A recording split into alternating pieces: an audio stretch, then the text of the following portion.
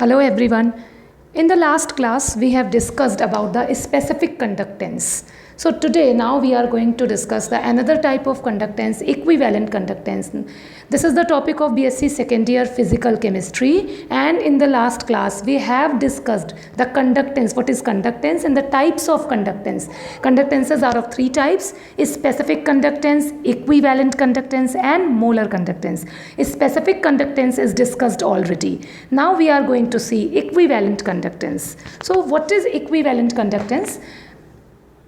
If we take 1 gram equivalent of electrolyte, 1 gram equivalent of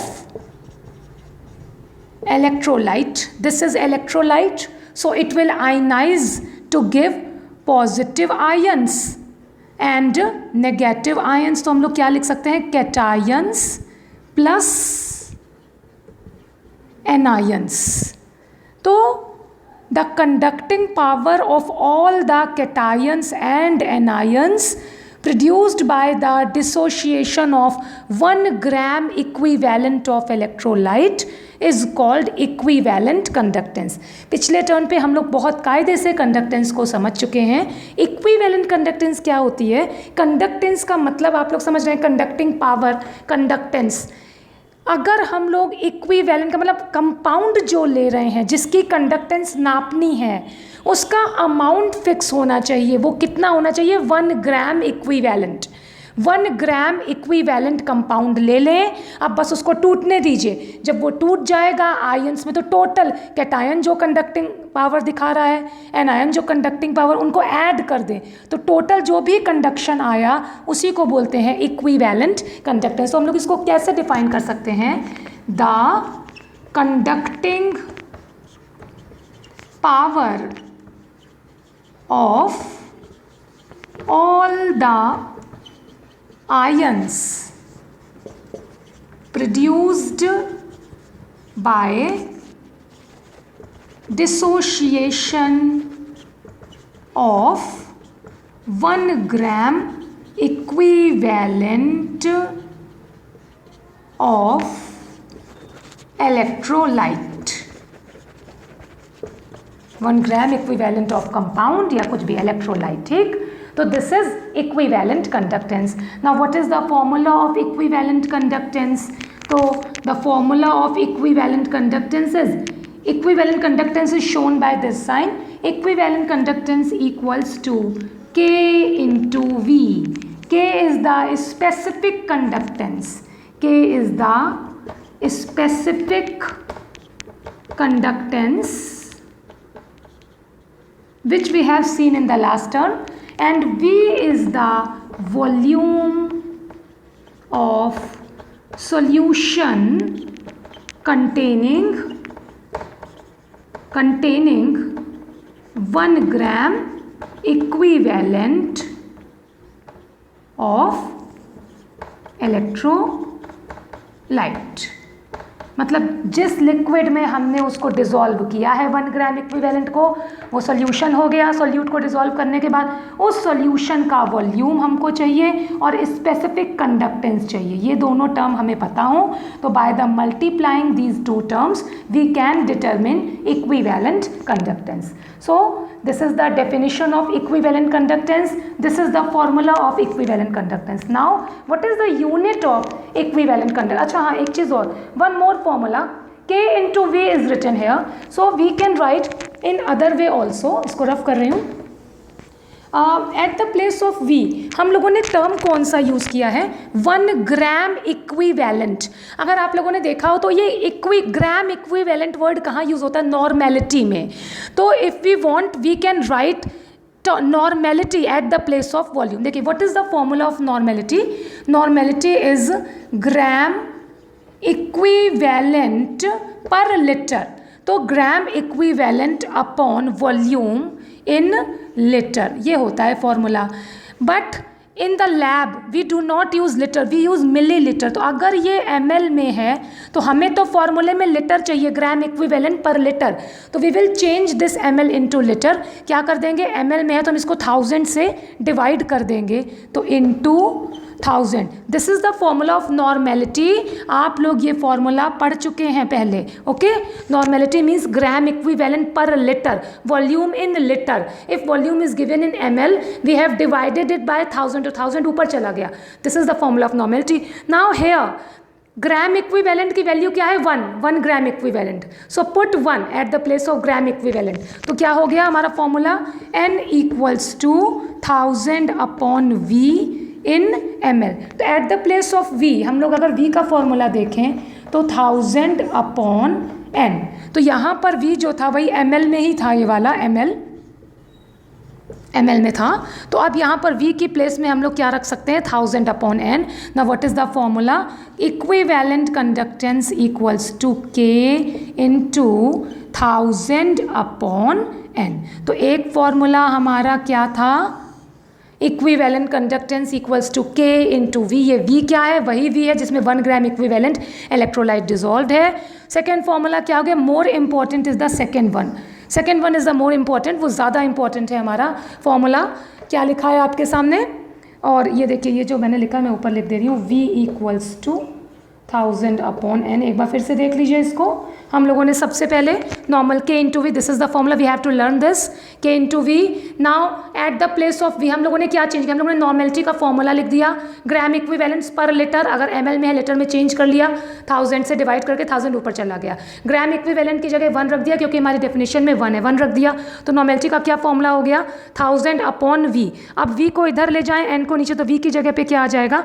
1000 upon n. तो हम लोग v की place पे 1000 अपॉन n रख देंगे. तो this is the second formula. और मैंने आपसे बोला दिस इज मोर इंपॉर्टेंट, ये उससे ज़्यादा इंपॉर्टेंट है न्यूमेरिकल पॉइंट ऑफ व्यू से. So these are the two formulae of equivalent conductance. जरा हम लोग इसके यूनिट की अगर बात करें तो ऊपर वाली डेफिनेशन रफ करनी पड़ेगी. तो हम लोग इसके फॉर्मूले में देख सकते हैं, जैसे सपोज नीचे वाला है equivalent conductance equals to unit of k. इसके बारे में हम लोग पढ़ चुके हैं. Ohm inverse centimetre inverse, this is the unit of k. फिर इनटू 1000 अपॉन n. n माने क्या? Gram equivalent per litre. तो चलिए n की यूनिट लिख देते हैं, ग्राम इक्विवेलेंट अपॉन लीटर. अब लीटर ऊपर चला गया, लीटर की जगह हम लोग सेंटीमीटर क्यूब भी तो रख सकते हैं ना. तो अब हम लोग क्या करेंगे, हमारा यहाँ पे इसको सॉल्व कर लेंगे. तो ये हो जाएगा ओम इनवर्स सेंटीमीटर स्क्वायर इंटू 1000 की कोई ज़रूरत नहीं क्योंकि हम लोग यूनिट की बात कर रहे हैं इस टाइम पर. केवल आप यहाँ पर सेंटीमीटर, सेंटीमीटर क्यूब और सेंटीमीटर -1 यानी सेंटीमीटर स्क्वायर ओम इनवर्स. और यहाँ पर हम लोग इसको शॉर्ट में equivalent inverse. This is the unit of equivalent conductance. Alright, अगर आपको ये कॉम्प्लिकेटेड लग रहा है तो आप फर्स्ट वाले फॉर्मूले से भी यूनिट निकाल सकते हैं. के की unit ohm inverse centimetre inverse, V की जगह सेंटीमीटर क्यूब, के की जगह आप रख दीजिए.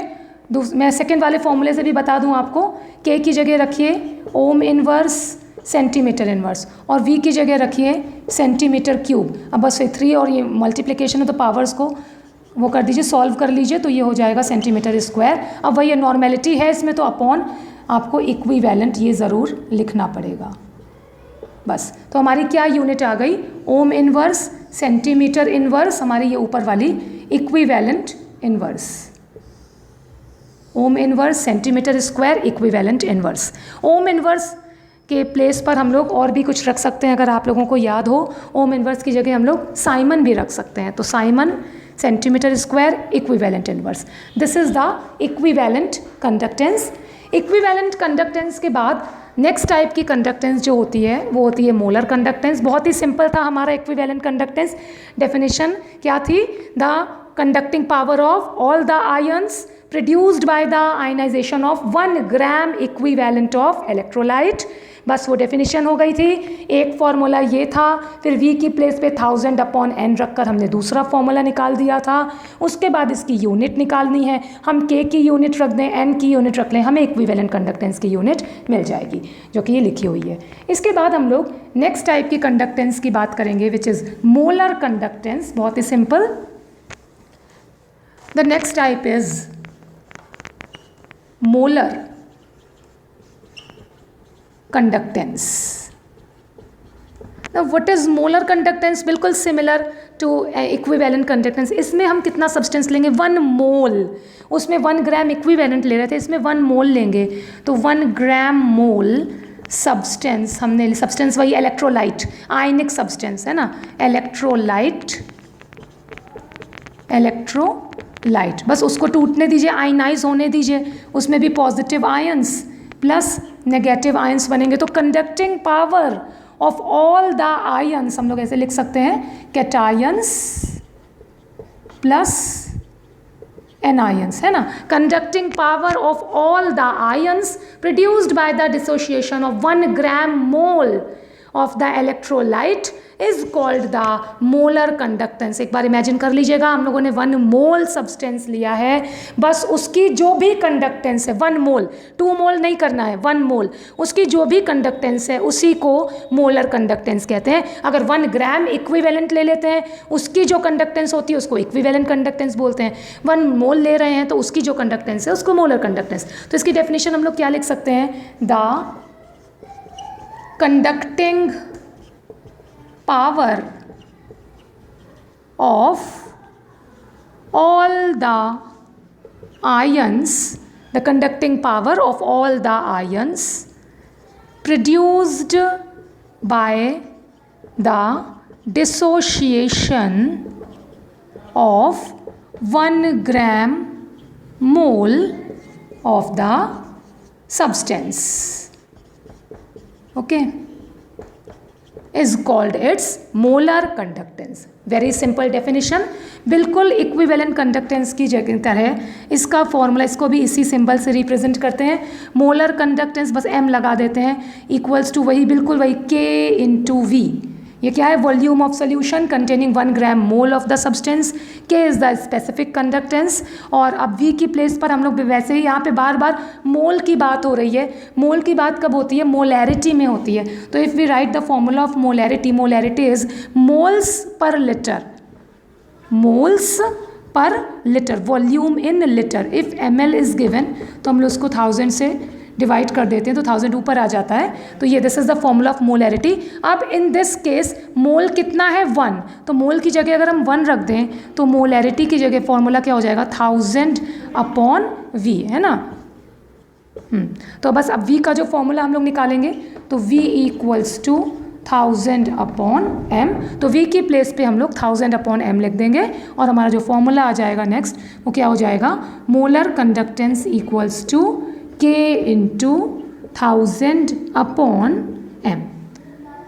Again 2 formulas are here. First formula was that and this is the second formula। फिर से आपसे बता रहे हूँ ये फॉर्मूला ज़्यादा इंपॉर्टेंट है, न्यूमेरिकल्स पॉइंट ऑफ व्यू से मोलैरिटी दी रहती है और हमसे मोलर कंडक्टेंस पूछा जाता है, इक्विवेलेंट, ये specific conductance is also given. इसके बाद अगर इसकी यूनिट की बात करेंगे तो बिल्कुल इक्विवेलेंट कंडक्टेंस की तरीके से इसकी भी हो जाएगी। कोई भी फॉर्मूला आप उठा लीजिए, मैं इसको रफ कर रही हूँ नीचे वाले को, हाँ, फर्स्ट फॉर्मूले से अगर आपको इजी लगता है तो फर्स्ट फॉर्मूले से निकाल लीजिए। क्या हो जाएगा, मोलर कंडक्टेंस = K की यूनिट रख दीजिए ओम इनवर्स सेंटीमीटर। अब V की यूनिट ml की जगह आप सेंटीमीटर क्यूब रख दीजिए, बस इसको सॉल्व कर लीजिए, ओम इनवर्स सेंटीमीटर स्क्वायर। लेकिन ये याद रखिए कि आपको यहाँ पर मोल इनवर्स लिखना पड़ेगा क्योंकि ये चीज़ तो इक्विवेलेंट और मोलर में सेम है, तो यहाँ मोल, अब ये कैसे आया, अगर इसको समझना है तो आपको दूसरे वाले फॉर्मूले से यूनिट निकालनी पड़ेगी।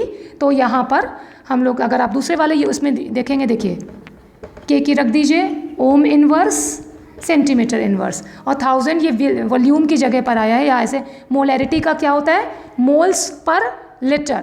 तो यहाँ पर हम लोग लीटर को जब ml में चेंज कर लेते हैं तो यहाँ लीटर की जगह सेंटीमीटर क्यूब हो जाएगा और यहाँ पर मोल्स हो जाएगा। तो फिर से वही चीज़ हम सॉल्व कर लेंगे तो वही सेम यूनिट हमारी आ जाएगी, ओम इनवर्स सेंटीमीटर स्क्वायर, और ये मोल ऊपर चला जाएगा तो मोल इनवर्स।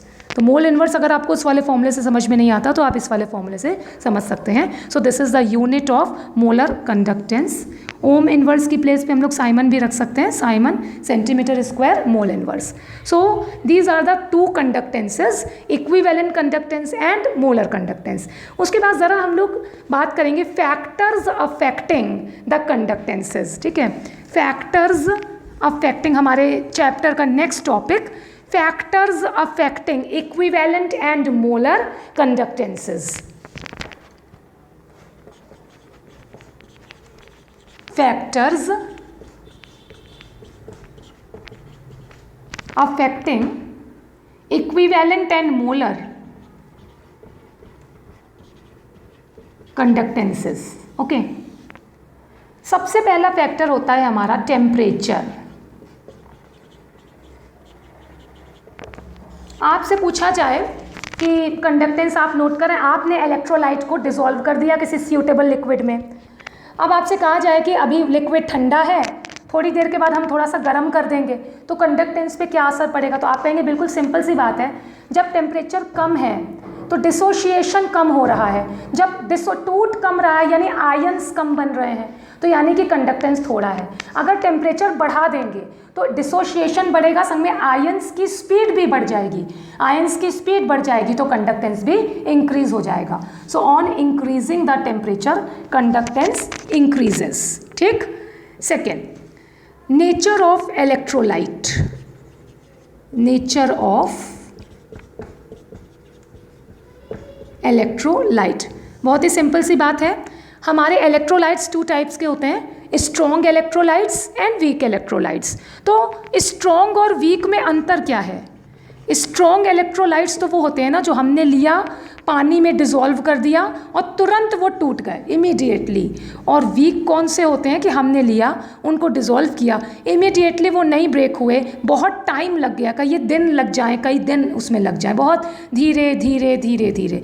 तो स्ट्रॉन्ग वाला तुरंत टूट रहा है, तुरंत आयंस बन रहे हैं, तो ऑब्वियस सी बात है कि कंडक्टेंस तो उसी की ज़्यादा होगी.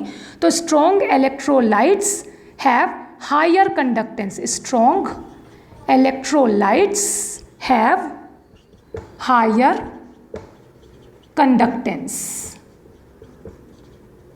ठीक. and weak electrolytes have lower conductance. बहुत ही सिंपल सी बात हो गई. ठीक. तो टेम्परेचर क्या हुआ, by increasing the temperature conductance increases. And nature of electrolyte, strong electrolytes have higher conductance and weak electrolytes have lower conductance. उसके बाद जो सबसे ज़्यादा इंपॉर्टेंट है हमारा factor, the third factor is dilution. Dilution. ठीक है, इसको समझना बहुत ज़रूरी है क्योंकि इससे रिलेटेड एक लॉ हम लोगों को पढ़ना है, डाइल्यूशन. अब आप सोचिएगा स्टूडेंट्स, आप लोग थोड़ा सा सोचिएगा दिमाग में, अगर हमारे पास हमने इलेक्ट्रोलाइट ले लिया, अगर इक्विवेलेंट कंडक्टेंस नापनी है तो 1 ग्राम इक्विवेलेंट लिया, उससे ज़्यादा नहीं. अगर मोलर नापनी है तो 1 मोल सब्सटेंस ले लिया, उससे ज़्यादा नहीं. हमने इलेक्ट्रोलाइट को लेकर पानी में डिसॉल्व कर दिया. ठीक है, अब हमने डिसॉल्व कर दिया, अब क्या होगा, कंडक्टेंस होने लगेगी. अगर हम उसमें पहले हमने थोड़ा सा वाटर मिलाया, हम वाटर को मिलाते जाएं, यानी हम डाइल्यूशन बढ़ा रहे हैं सॉल्यूशन का, तो क्या होगा, सोचिएगा. इलेक्ट्रोलाइट रखा है, वो टूट रहा है, आयंस, अगर वाटर कम है, वाटर बस इतने में है, तो आयन जो टूटेंगे वो तो बड़े पास पास रहेंगे, दूर फैलने की तो जगह ही नहीं है. जब पास पास रहेंगे तो एक हिंड्रेंस क्रिएट करेंगे, इसको स्टेरिक हिंड्रेंस बोलते हैं. तो जितना वो पास में, तो ये उतना ही धीमे टूटेगा. अगर हम वाटर ऐड करके डाइल्यूशन बढ़ाएं, डाइल्यूशन का मतलब है ये स्पेस बढ़ गया, आपने वाटर को, इलेक्ट्रोलाइट का अमाउंट नहीं बदलना है, वो फिक्स है, या तो 1 ग्राम इक्विवेलेंट या 1 ग्राम मोल. हम खाली लिक्विड का अमाउंट बढ़ा रहे हैं तो वॉल्यूम बढ़ रहा, जगह बढ़ रही है. तो अब ये जो टूट रहे हैं आयंस, जैसे ही टूटे खूब दूर दूर फैलते चले जा रहे हैं, जितनी स्पेस में वो फैल रहे हैं इससे दूर जा रहे हैं, तो उतनी ही तेज़ी से ये टूट भी रहा है. यानी कि on increasing dilution conductance increases, क्योंकि आयनाइजेशन बढ़ रहा है, जितना तेज़ी से ये टूटेगा उतना ही तेज़ी से ये भागेंगे, क्योंकि भागने की जगह लिक्विड है, तो यानी कंडक्टेंस उतना ही ज़्यादा होगा.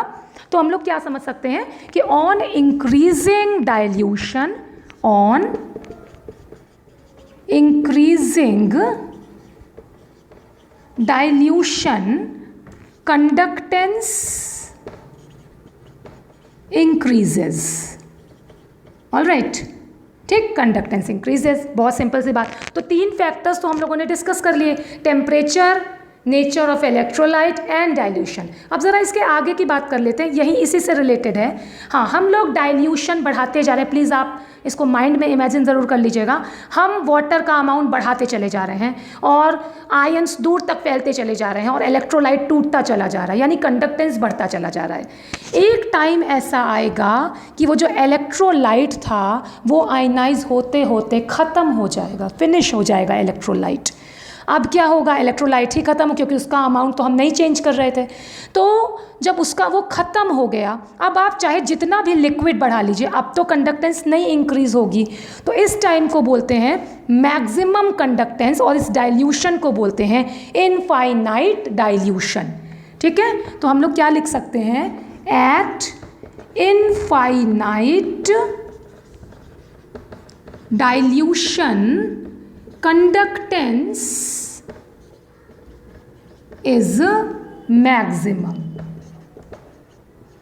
ओके, क्या हुआ, हम लोग डाइल्यूशन बढ़ा रहे हैं, कंडक्टेंस बढ़ रही है, वो टूट रहा है, इलेक्ट्रोलाइट आयंस बन रहे हैं, भाग रहे हैं, तो कंडक्टेंस उसको कैरी कर रहे हैं करंट को।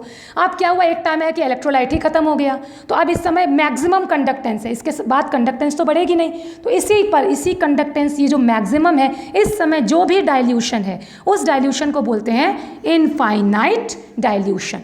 What is infinite dilution? When the dissociation is complete, this dilution is called infinite dilution, and at infinite dilution conductance is maximum। ठीक, तो ये बात पढ़ी हम लोगों ने। इसके बाद क्या हुआ, एक साइंटिस्ट थे कोलरॉश, उन्होंने एक लॉ दिया था इसी से रिलेटेड। अब इसकी बात, इसको हम लोग रफ कर देते हैं फैक्टर्स की बात को। यहाँ पे एक लॉ आया, कोलरॉश लॉ। लॉ है तो इम्पॉर्टेंट होगा ही, ऑब्वियस सी बात है, this is very important law for the exams of BSc. देखिए, दिस इज, हाँ, I have written Kohlrausch law. हाँ, व्हाट इज कोलरॉश लॉ? इन्होंने बोला था eight infinite dilution when the dissociation is complete, वही चीज़ जो हम लोगों ने अभी पढ़ी, eight infinite dilution when the dissociation is complete the conductance of any electrolyte. अब जैसे इनफाइनाइट डाइल्यूशन हमने नॉट लगा दिया, तो अगर मान लीजिए मोलर है या कोई भी इक्विवेलेंट है, तो ये जो कंडक्टेंस है ये किस पर डिपेंड करेगी, conducting power of cation and conducting power of anion. भाई ऑब्वियस सी बात है, हमसे पूछा गया, ठीक है पूरा हो गया, कंप्लीट हो गया, डिसोशिएट हो गया वो, अब उसकी जो कंडक्टेंस थी वो डिपेंड किस पे करेगी? हम कहेंगे और है ही कौन, कैटायन और एनायन ही तो काम कर रहे हैं, तो कैटायन और एनायन की कंडक्टेंस पे डिपेंड करेगी। तो व्हाट इज़ द स्टेटमेंट इसमें? और इनफाइनाइट डाइल्यूशन पर ये जो मैक्सिमम होता है ना कंडक्टिविटी, इसको लिमिटिंग कंडक्टिविटी भी बोलते हैं। This is also called, limiting word लग जाता है जो मैक्सिमम वाली कंडक्टेंस होती है। तो limiting molar conductivity of an electrolyte can be represented by the sum of the individual contribution of the anion and cation of the electrolyte। ठीक है, this is limiting molar conductivity। ठीक है, तो उन्होंने क्या बोला, at infinite dilution, देखिए मैं लिखती हूँ, अच्छा मैं यहाँ लिख देती हूँ इस Kohlrausch law, at infinite dilution when the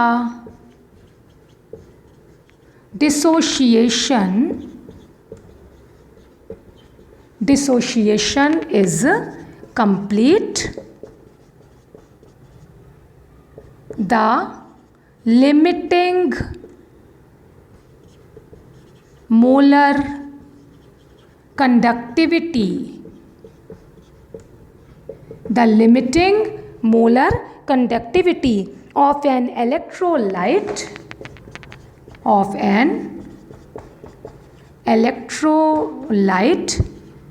can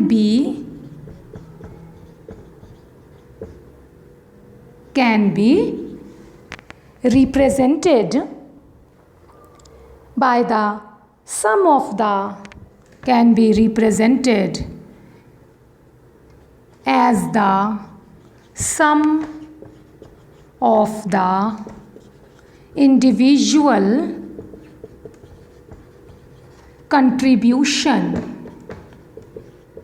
contribution of cation and anion. This is the Kohlrausch law, very important law. That's why I have written the definition. And we can represent the Kohlrausch law by this equation. This is molar conductivity at infinite dilution. ये not का symbol है. This is ionic conductance of, ये this is cation. Ionic conductance है किसकी? At infinite dilution. Cation and ionic conductance of anion. तो cationic conductance and anionic conductance. This is the Kohlrausch law. ठीक. इसके बाद हम लोग बात कर सकते हैं कोलरॉश लॉ के एप्लीकेशंस की, कि Kohlrausch law has given many application. आपको दो एप्लीकेशंस बता देती हूँ. देखिए इसको रफ कर रही हूँ. कोलरॉश लॉ, अच्छा ये जो आप अगर एक चीज़ और सोचें कि ये जो डिसोशिएशन कंप्लीट हो रहा है, तो मतलब ये स्ट्रॉन्ग इलेक्ट्रोलाइट की बात हो रही है ना. वीक इलेक्ट्रोलाइट तो कभी भी कंप्लीटली डिसोशिएट नहीं होगा.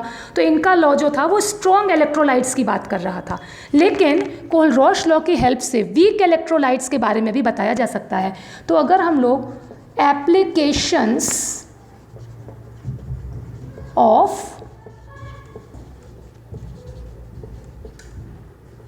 कोलरॉश लॉ के बारे में बात करें, तो हम लोग एक इसका बहुत ही यूनिक एप्लीकेशन है कि we can determine the conductance of weak electrolyte also, है ना. Conductance of, determination of